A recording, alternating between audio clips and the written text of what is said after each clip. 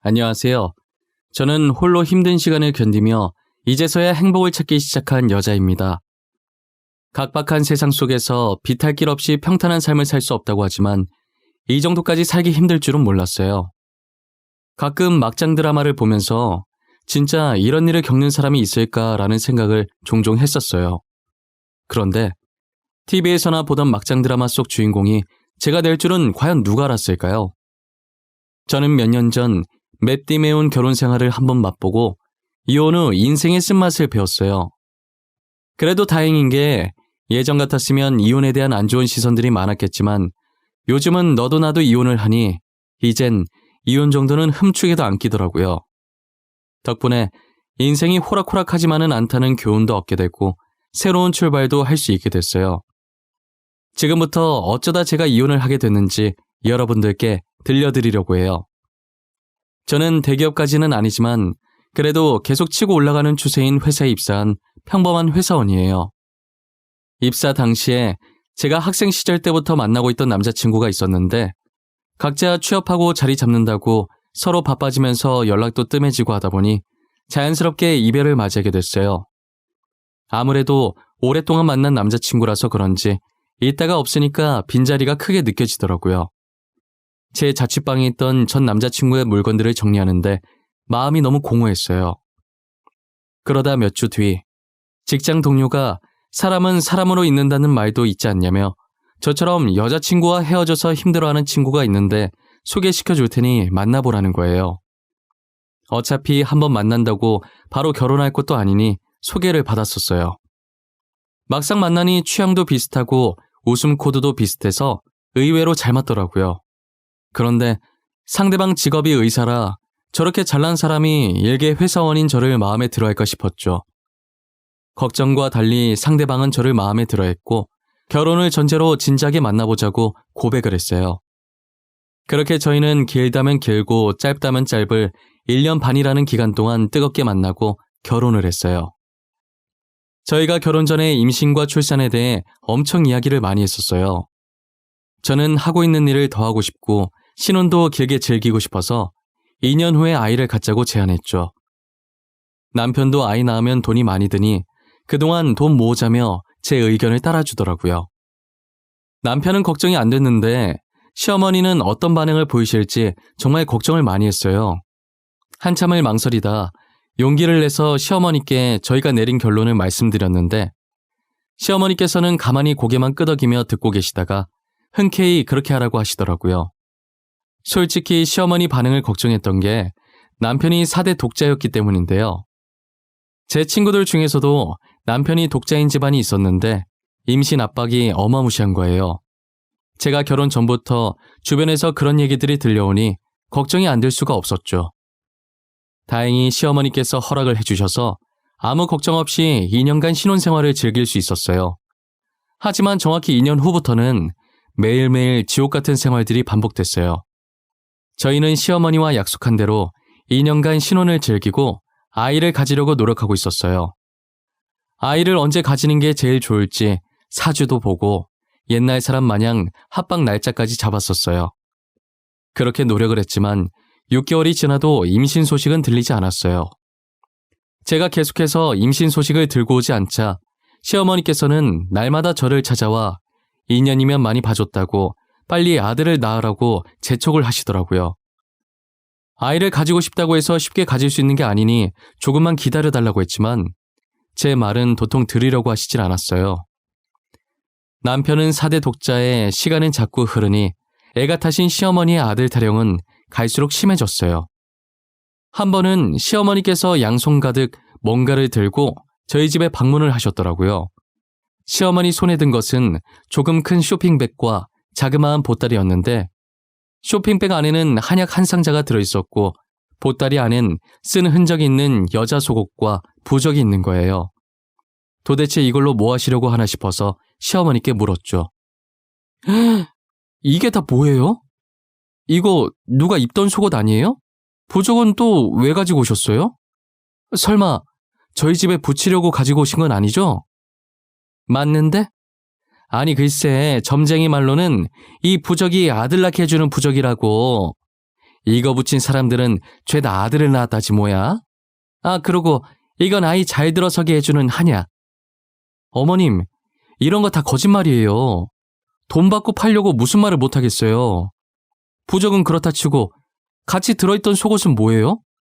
여기 살짝 해진 게 누가 쓰던 것 같은데? 아, 이거 아들만 셋 낳은 여자가 썼던 속옷이야. 이거 입고 자면 아들을 낳을 수 있다더라고. 그래서 내가 어렵게 구해왔지. 다들 그 여자 속옷 가져갈 거라고 난리더라니까. 남이 쓰던 속옷을 어떻게 입어요, 어머님? 저는 절대 못 입어요. 그냥 부적 붙이고 한약 꼬박꼬박 챙겨 먹을게요. 예, 못 입는 게 어디 있어. 그냥 눈 딱 한 번 감고 입으면 되는 걸. 다른 건 몰라도 이거 입고 아들 낳은 사람 내가 확실히 봤어. 미신에 맹신하시던 시어머니는 여기저기서 주워들은 걸 제게 써먹으려고 하시더라고요. 한약은 그렇다 치는데 부적이며 아들 낳은 여자가 입었던 속옷이며 아들만 낳을 수 있다면 아들 낳은 여자의 똥도 주워올 사람이었어요. 저는 목에 칼이 들어와도 입기 싫었는데 딱 한 번만 입으라고 사정을 하길래 정말 미친 척하고 잠깐 입어보다가 몇 초도 안 돼서 정신 차리고 바로 벗었던 것 같아요. 제가 살다 남이 입었던 속옷을 입는 날도 다 오네요. 저는 험한 꼴을 더 보이고 싶지 않아서 얼른 아이를 가져야겠다는 생각이 들었어요. 혹시나 내 몸에 문제가 있어서 임신이 되지 않는 게 아닌가 싶어서 병원에 검사를 받으러 갔어요. 떨리는 마음으로 검사 결과를 기다리는데 제가 배란 장애 때문에 임신이 안 되는 것 같다고 하시는 거예요. 심각한 정도는 아니고 꾸준히 치료를 하면 자연 임신할 수 있으니 걱정하지 말라고 하시더라고요. 그래도 아예 임신을 못하는 건 아니라고 해서 정말 다행이라고 생각했어요. 하지만 남편과 시어머니는 임신 가능성이 있음에도 불구하고 저를 하자 있는 사람처럼 취급하더라고요. 도대체 애 하나도 못 가지고 뭐하고 있냐부터 시작해서 애 못 가지는 여자는 여자도 아니라며 제 자존심을 지하까지 끌어내리는 말들만 골라서 하기 시작했어요. 아무리 시어머니께서 아들에 집착하는 사람이라고는 하지만 그래도 같은 여자로서 시어머니만큼은 제 마음을 이해해 주실 줄 알았어요. 이해는커녕 삿대질을 해가면서 상처가 되는 모진 말들을 서슴없이 내뱉으셨죠. 저는 시댁의 구박을 받으면서도 아이를 낳기 위해 치료를 열심히 받았어요. 하지만 치료를 받고 의사한테서 이제 임신이 가능하겠다는 결과도 얻었지만 여전히 제게 임신 소식이 들리지 않았어요. 그랬더니 시어머니께서는 더 이상 기다려줄 수 없다고 하시면서 애 못 가질 거면 더 늦기 전에 남편 세장가 보내야 하니 하루라도 빨리 이혼하라고 하셨죠. 시어머니께서 저렇게 얘기하시는데 제가 누구 좋으라고 이혼을 해주나요? 저도 쓸데없는 오기가 생겨서 악착같이 이 집에서 버티리라 마음먹었어요. 매일같이 제 면전에 이혼 서류가 날아다녔지만 절대 도장을 찍어주지 않았어요. 저에게도 이런 잡초 같은 근성이 있을 줄은 전혀 몰랐네요. 시댁 식구들이 저를 밟으면 밟을수록 저는 더 단단해졌어요. 그러나 단단해졌던 저는 불과 몇 달이 지나지 않아 뿌리채 완전히 뽑히고 말았어요. 시어머니께서는 평소와 달리 저를 다정하게 부르시더니 제 옆으로 초음파 사진 하나를 던지시더라고요. 너 이게 뭔지 알지?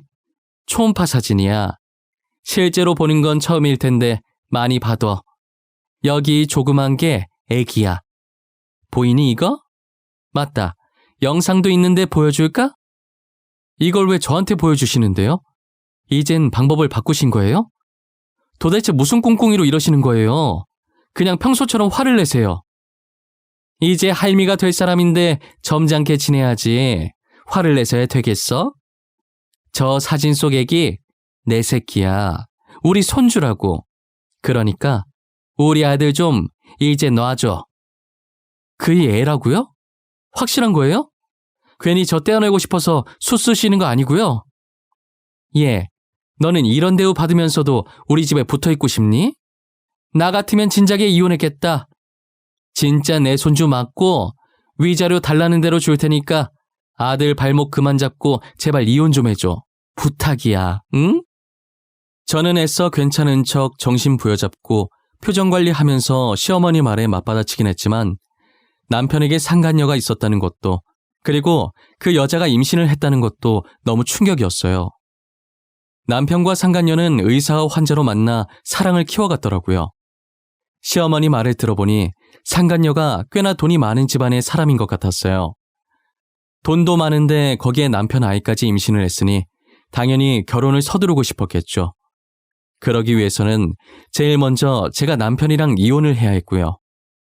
제가 그동안 온갖 수모를 다 받으며 여기까지 어떻게 버텨왔는데 겨우 저 초음파 사진 한 장에 완전히 무너지게 되더라고요. 다른 여자가 남편의 아이까지 임신한 이상 제가 여기서 더 버티고 있을 이유는 없었어요. 결국 저는 남편에게 이혼 소송을, 상간녀에겐 상간녀 소송을 해서 위자료를 받을 수 있는 만큼 다 받아내고 그 집에서 나오게 됐어요. 하지만 저도 이대로 순순히 손 놓고 당하고만 있을 수는 없는 노릇이라 명예훼손으로 고소를 당하는 한이 있더라도 어떻게든 복수를 하리라고 마음먹었어요. 그간 구박을 받으면서 혹시나 필요할 때가 있지 않을까 싶어서 모아둔 녹음본들이 있었어요. 전 시어머니께서 제게 초음파 사진을 들이밀던 순간도 다 들어가 있었죠. 저는 의사협회 홈페이지에 들어가 익명으로 남편의 불륜 사실을 녹음본과 함께 올렸어요. 제가 올린 글은 삽시간에 조회수가 어마어마했고 남편 병원까지 이 얘기가 들어가게 됐죠. 남편 병원은 난리가 났고 결국 남편은 병원 이미지 떨어뜨린다는 이유로 잘리게 되었어요. 그리고 저는 의사협회에 더 이상 남편이 의사 생활을 못하게 블랙리스트로 추가시켜달라고 항의했죠. 사람들도 저런 의사한테 자기 배우자들 치료 맡겼다가 바람나면 어쩌냐고 힘을 실어주더라고요. 덕분에 모든 병원에 블랙리스트로 올라갔고 남편은 직접 개인 병원을 개원하지 않는 이상 어느 병원에도 들어갈 수가 없었어요. 복수를 하긴 했지만 마음의 상처가 너무 커서 저는 우울증에 걸리고 말았어요.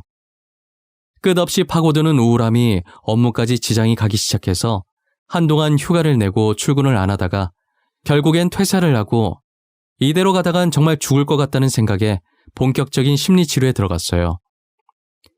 치료도 받고 부모님 곁으로 돌아가면서 점점 마음의 안정이 찾아오더라고요.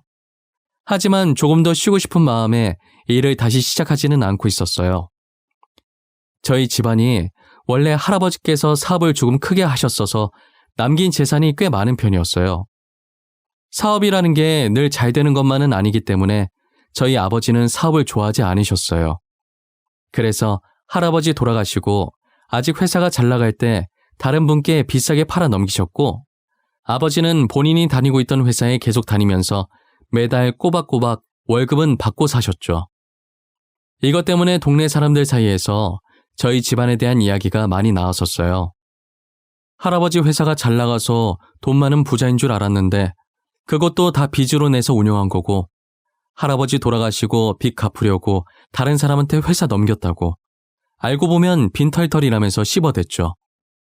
하지만 아버지는 오히려 그 헛소문이 더 많은 사람들한테 퍼져나갔으면 좋겠다고 하셨어요. 그래야 저희한테 돈 보고 접근하는 사람들이 없어진다면서요. 아버지의 바람대로 소문은 빠른 속도로 퍼졌고 저희에게 돈을 노리고 접근하는 사람들이 없었어요. 그렇게 할아버지의 숨겨진 재산들은 저희 가족들만의 비밀이 되어버렸죠. 그래서 저도 할아버지 재산의 존재를 잊고 있었는데 아버지께서 갑자기 저를 부르시더니 할아버지가 생전에 사놓으신 땅이 하나 있는데 재개발에 들어가서 땅값이 미친 듯이 올랐다는 거예요. 그 땅이 할아버지께서 제 앞으로 남겨놓은 유일한 재산이었는데 돈도 얼마 안 되는 땅이어서 얼마 전까지도 부모님께서 팔까 말까 고민했었다고 하시더라고요. 그런데 하루아침에 그 땅을 사고 싶다고 얼마를 부르든 다 맞춰서 줄 테니 팔아달라면서 연락 기다리겠다는 사람들이 많길래 알아보니 이런 상황이었던 거죠. 사람들 발길도 많아지고 있으니 거기에 건물을 하나 지으면 딱일 것 같다면서 제 명의로 지어서 1층은 제가 운영할 가게를 만들고 2층부터 4층까지는 저보고 하고 싶은 대로 하라고 하시더라고요. 제 수중에 당장 건물 올릴 비용이 없는데 이게 무슨 뚱딴지 같은 소리인가 했어요. 아빠, 내가 지금 돈이 어디 있다고 건물을 올려? 나랑 장난하자는 거야? 그냥 아무것도 하지 말고 가만히 내비둬. 아빠가 있는데 무슨 걱정이야? 내가 건물 지어줄게. 너는 그냥 돈 세고 있을 준비나 하고 있어. 이건 아빠가 주는 이혼 선물이야. 너도 이제 새 출발해야지. 우울증도 몸을 조금씩 움직여야 나. 아빠, 진짜지? 장난이었다고 모르게 없기다. 건물 지어주기로 나랑 약속한 거야? 안 그래도 치료 조금만 더 받고 슬슬 일해야겠다는 생각하고 있었어. 잘 생각했어. 일하면서 잡생각도 줄이고 그러다 보면 과거 일은 금방 잊혀져. 네가 어디가 못나서 그런 사람들 때문에 기죽어서 살아. 보란듯이 당당하게 살아야지. 아버지께서는 제게 약속하신 그대로 그 땅에 제 명의로 된 건물을 하나 지어주셨고 건물이 지어지는 동안에도 꾸준히 치료를 받으며 이전보다는 훨씬 더 좋아진 상태로 지내고 있었어요. 저는 아버지 말씀대로 건물 1층엔 가게를 운영하기 위해 잠시 비워뒀고 2층부터 4층은 원룸으로 만들어 월세를 받고 있었어요. 이젠 병원을 가지 않아도 될 만큼 정신이 말끔해져서 슬슬 가게를 열려고 생각하고 있었고 건물 상태도 확인할 겸 인테리어 구상도 좀 해볼 겸 해서 겸사겸사 건물을 찾아가 봤어요. 그런데 건물 청소하고 계시는 아주머니 뒷모습이 어딘가 되게 낯이 익더라고요. 누구였더라 기억을 되짚어보고 있는데 아주머니는 청소가 끝난 건지 걸레를 들고 일어나 청소용품을 차곡차곡 정리해서 나오고 계시더라고요. 점점 가까워지는 아주머니의 앞모습을 보니 바로 전 시어머니였어요. 전 시어머니는 저를 보고 잠시 멈칫하시더니 이내 아무렇지 않은 척 제 앞에 서시더라고요. 네가 여긴 무슨 일이냐? 설마 너 여기 사니? 원룸이라도 집값 어마어마하던데 우리가 준 위약금으로 들어간 거야? 겨우 원룸 가지고 되겠어요? 원룸 아니고 저 건물이 제 건물이에요. 그런데 제 건물을 아주머니께서 청소하고 계실 줄은 몰랐네요. 뭐? 아주머니? 나 참 어이가 없어서 내가 왜 네 아주머니야? 나 네 시애미였던 거 잊었어? 이혼한 마당에 계속 시어머니 대접을 해드릴 필요가 있나요? 건물 청소하러 오셨으면 청소만 하고 나가주시겠어요? 사람 화나게 하지 말고요. 진짜 이 건물이 네 건물인 거야? 아니, 어떻게 이게 네 건물이야? 로또라도 당첨된 건가? 뭐든 잘 됐네. 안 그래도 우리가 널 좀 찾고 있었거든. 우리 아들이랑 너랑 재결합시키려고. 제가 아주머니 아들이랑 재결합을 왜 해요? 그 집에 뭐 좋은 게 있다고 재결합을 해야 해요? 왜요? 그 여자가 낳은 아이가 아들이 아니라 딸이었어요? 그년 얘기는 하지도 마라. 요망한 년이 남의 씨 데리고 와서는 우리 집 씨라고 속인 거야. 돈 많은 것도 다 거짓말이었어. 너한테 준 위자료도 대출 써서 줬다더라. 알고 보니 상간녀가 전 남편의 아이를 임신했던 게 아니었어요. 게다가 돈 많은 집안 딸인 줄 알았는데 하루 벌어 하루 살면서 사치 부리는 여자였던 거예요. 상간녀는 전 남편과 만나면서 몰래 다른 남자들과 하룻밤을 즐기고 다녔었나 봐요. 그 많은 남자들 중 한 사람의 아이를 임신했고 아이의 친부는 가난한 집안에다 직업도 변변치 않은데 전 남편은 의사에다 어차피 연인 관계겠다 이참에 팔자나 펴보려고 전 남편 아이인 척한 거죠. 그런데 저와 이혼을 하면서 전 남편이 더 이상 의사 생활을 못하게 되자 상간녀는 이 집안에 더 있을 필요가 없다는 걸 느끼고 전 남편과 헤어졌다고 하더라고요. 그야말로 전 남편과 전 시어머니는 낙동강 오리알 신세가 되어버린 거죠.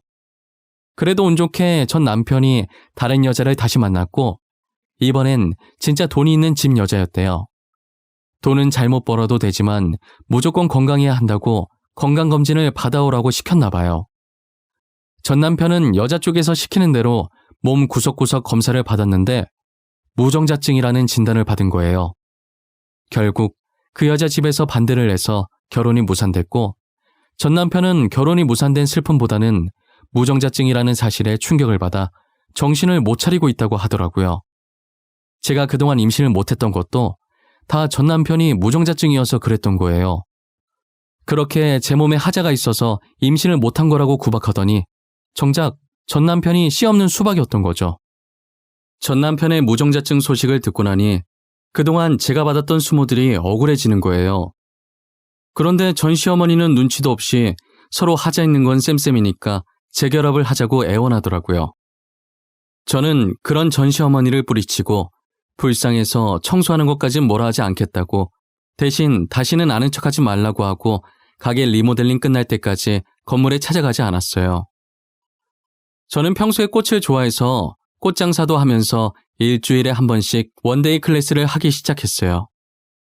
제가 오픈하기 전에 전 시어머니가 찾아올까 걱정을 엄청 많이 했었어요.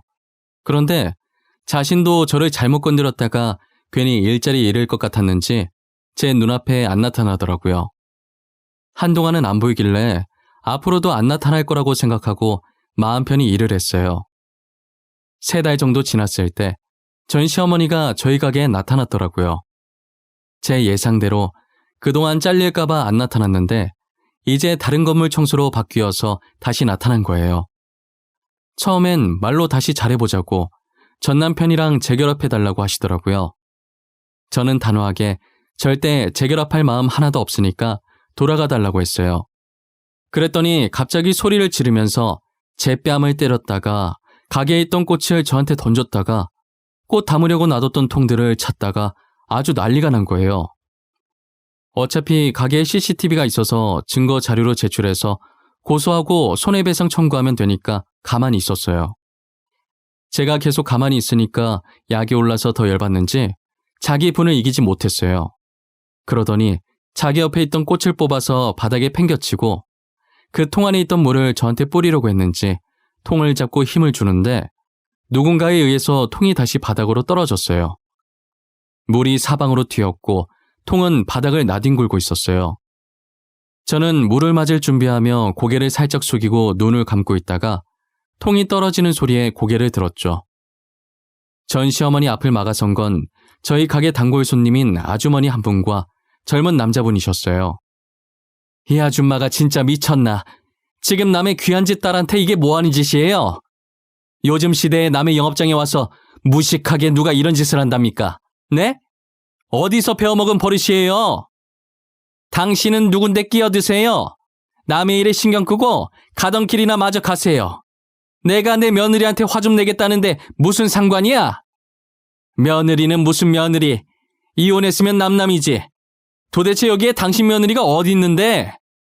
이제 내 며느리예요. 그러니까 당신 한 번만 더 여기 나타나면 진짜 내가 가만 안 둘 거예요. 알겠어요? 아주머니는 전 시어머니한테 삿대질하며 고래고래 소리를 지르셨고 전 시어머니는 처음엔 같이 소리 지르다가 아주머니의 포스에 압도되어 아무 말도 못하고 계셨었어요. 그리고 남자 손님은 안에서 전화하기엔 시끄러우니 가게 밖으로 나가서 경찰에 신고를 해주고 계셨죠. 결국 전 시어머니는 경찰에게 끌려나갔고 저와 손님 2분도 같이 경찰서에서 참고인 조사를 받았어요. 손님의 증언과 제가 제출한 CCTV 증거를 토대로 전 시어머니는 폭행과 영업방해, 그리고 기물파손으로 벌금과 손해배상 청구를 피할 수 없었어요. 그리고 경찰서 간 김에 더 이상 시댁이 찾아오지 못하도록 접근금지 신청까지 하고 나왔어요. 접근금지 신청 때문에 저보다 먼저 나간 손님 2분은 제가 나올 때까지 밖에서 기다리고 계시다가 제가 나오자 한달음에 달려와서는 많이 놀랬겠다고 걱정해 주시더라고요. 저를 도와준 아주머니와 젊은 남자 손님은 모자지간으로 정말 사이가 좋으셨어요. 저희 가게에 일주일에 3-4번은 오시는데 가만히 보고 있으면 저도 괜시리 웃음이 나는 가족이었죠. 원데이 클래스도 들으러 오시고 꽃도 사러 오시고 아주머니께서는 가끔 제 일도 도와주시곤 하셨어요. 부모님만큼이나 편한 분이 있냐고 물으면 바로 아주머니라고 답할 수 있을 만큼 제게 너무 잘해주셨죠. 제 일을 도와주면서 이런저런 얘기를 하다가 제가 이혼했다는 사실도 밝히게 됐고 아주머니께서도 남편과 사별을 했다는 사실을 알게 되었죠. 요즘은 이혼 흠도 아니라고 얘기 들어보니까 제 잘못 하나도 없으니 당당하게 살라고 조언도 해주셨어요. 아주머니는 저의 이런 추한 과거 얘기도 서스럼 없이 꺼낼 수 있는 편한 분이셨어요.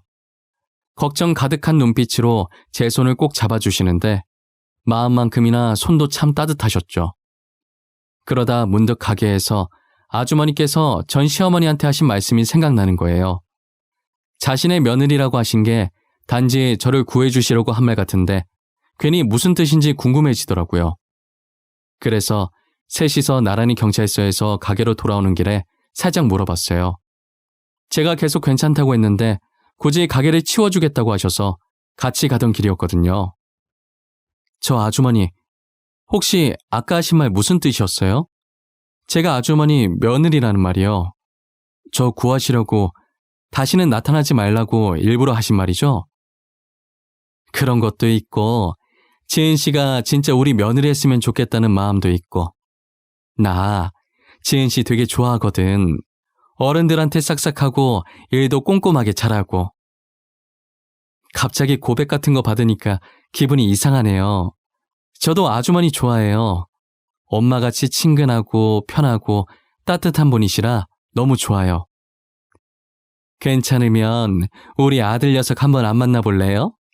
애가 좀 답답해서 그렇지 심성은 착해. 사실 저 녀석 꽃에 관심 하나도 없어. 안 온다고 난리치다가 지은 씨 보고 반해서 오는 거야. 아이, 엄마. 그렇게 멋없이 말하면 어떡해. 내가 나중에 고백하려고 했단 말이야. 엄마 때문에 다 망쳤어. 이제 쪽팔려서 지은 씨 어떻게 보냐고. 자식아, 내가 오죽 답답하면 그랬겠냐? 사내답게 그냥 밥 한 끼 하자고 하면 될 걸 뭘 그렇게 꾸물거려. 그러다가 다른 잘난 남자한테 뺏기면 어쩌려고.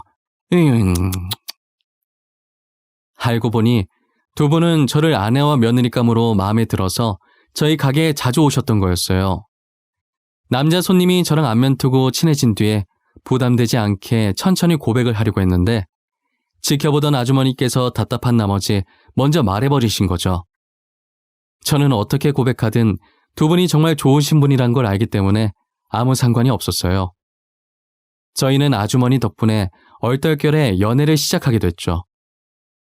그리고 현재 연애 6개월 만에 사랑의 결실을 맺게 되어 배가 더 불러오기 전에 결혼을 해야 할 것 같아서 저희는 초고속으로 결혼 날짜를 잡고 지금 이것저것 준비하느라 바쁜 하루를 보내고 있네요.